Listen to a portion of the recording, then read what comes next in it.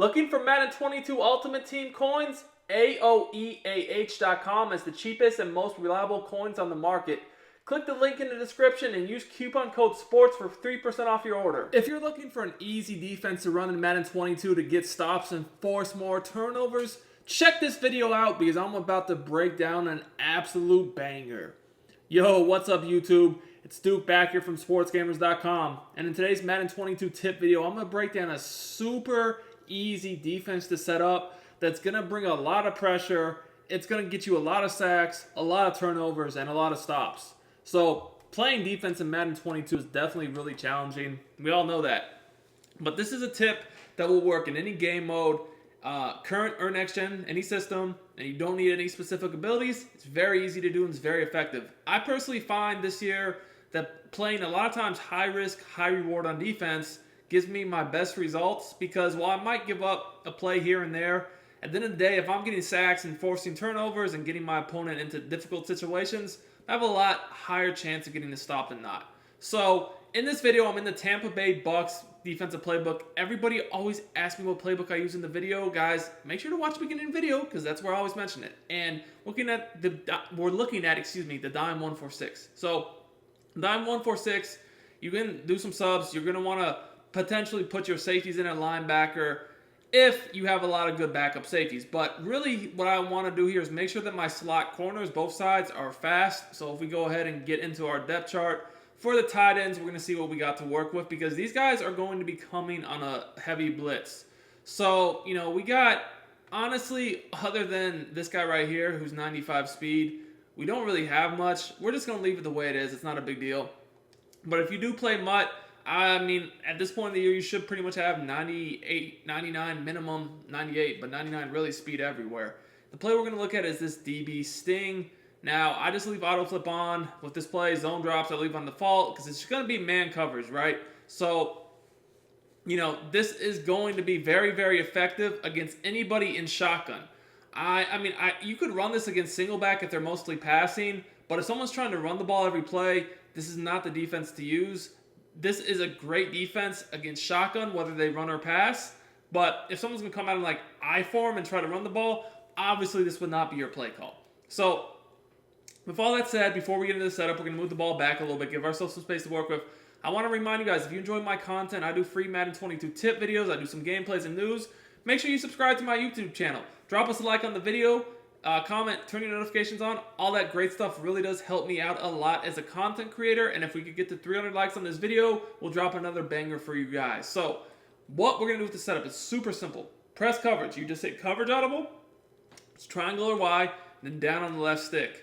Past that, it kind of just depends upon your secondary. If you feel comfortable playing press coverage with no safeties over the top, that's fine. If not, you might want to hit coverage audible again and up on the right analog stick to shade over the top. That's just going to help you not get beat deep. Now, after that, I just hit QB contain, and that's pretty much it. I always control the safety that's manned up on either the running back or the tight end, and I like to go over to the tight end side of the formation and stand over this tackle and put myself on a blitz angle. Now, you guys are probably saying to yourself, oh, well, the tight end and the running back are not guarded. And that's the reason for this is because this is going to be a screamer that's going to get basically pressure on anything. Even if they max protect, you're going to see that we're going to get pressure. So this is a blitz to run. When they're trying to basically max protect. This is really, really good against guys that want to max protect and roll out the pocket with escape artists. It's good against the gun bunch abusers. It's just a really, really good blitz, period. And the thing is, I'm going to show you guys what to do if, they don't actually, max protect and they send extra guys out. It's very simple. But let's just start with if somebody does max protect. So you want to stand over this tackle. Now at the snap, it kind of depends upon what they do.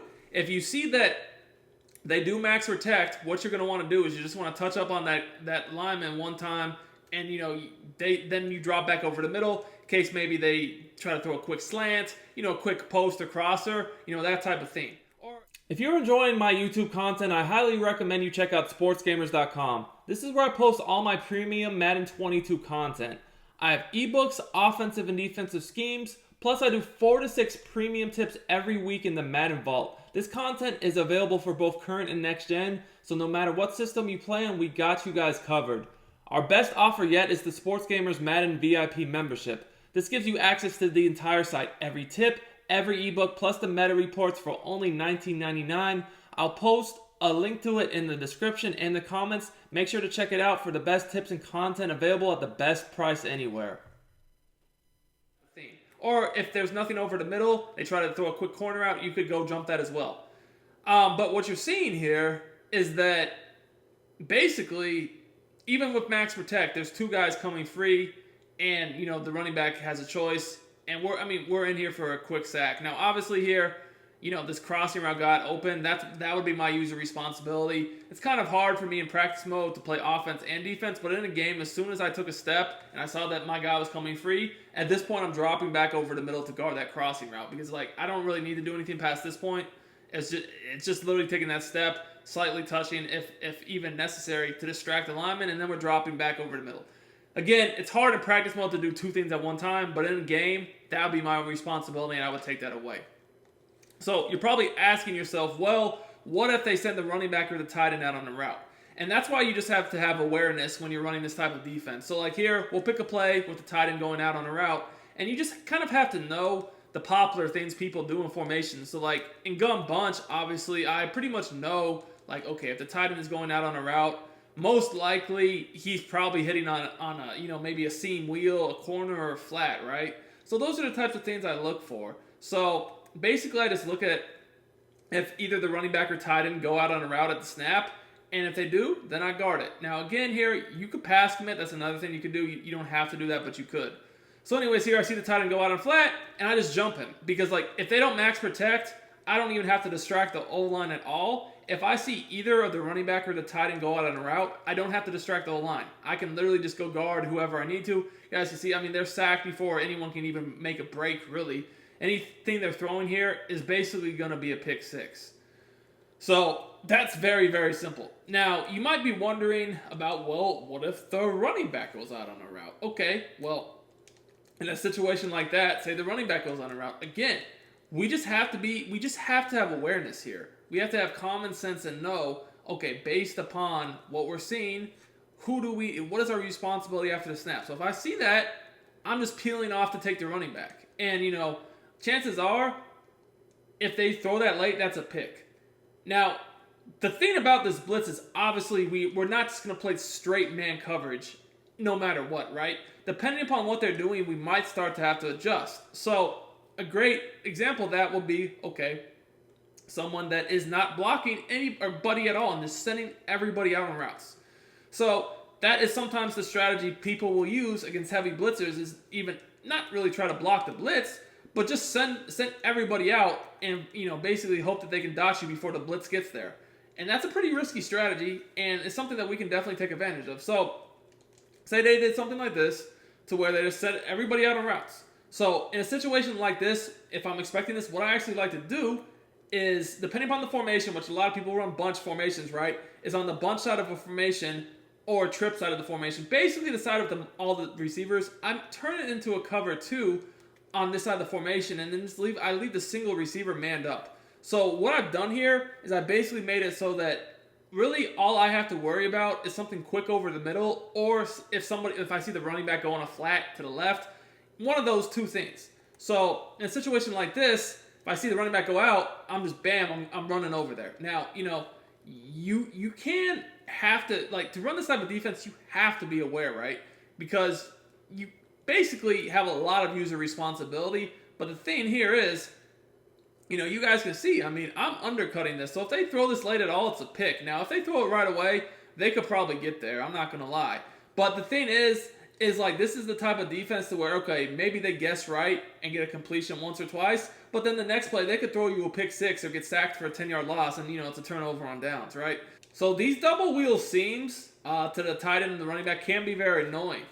And, to me, almost one of the better ways to play it is just blitz the crap out of them and make them make a quick read. Because if I do something like this, I'm basically forcing them to decide very fast if I use the running back or the tight end. So one play, I could go use the running back. And if you don't immediately throw to the right guy, it's a sack or a pick. And if you guess wrong, you're throwing a pick. The next play, I could just take one half step to I'm guarding the running back, and then I could jump the tight end. And if you guess wrong, once again, it's a pick. So like really, I'm basically making you make a split-second decision on who I'm using. So like I could act like I'm running over to the left, turn right around to the right, and pick that tight end route off. Or I could just stay on the running back. You really don't know as the offense, and if you wait to see, you're going to be sacked already, which is why this is such a good defense. I mean, yeah, you could give up a completion here and there, but then the very next play, like I said, they're either throwing you a pick or they're eating a sack. So, you know, you will, I'm not going to lie, you will give up some completions here and there, but you'll also get a lot of big plays, whether it's sacks or turnovers. It's very, very, very, very good because you're not going to be able to pick up this heat, even with the max protect. And there's virtually no setup to this defense. I mean, it's really just all about adjustments and your user as far as knowing your assignment. So this is something that anybody can run. It's very easy. You just have to kind of like just be aware of what the offense is doing and adjust accordingly. And that's it. So I would definitely recommend checking this play out if it's in your playbook. Like I said, I used the Tampa Bay playbook in this video, but you can find the Dime 146 in other playbooks as well. Hope you guys enjoyed this video. Until next time, it's Duke, and I'm out.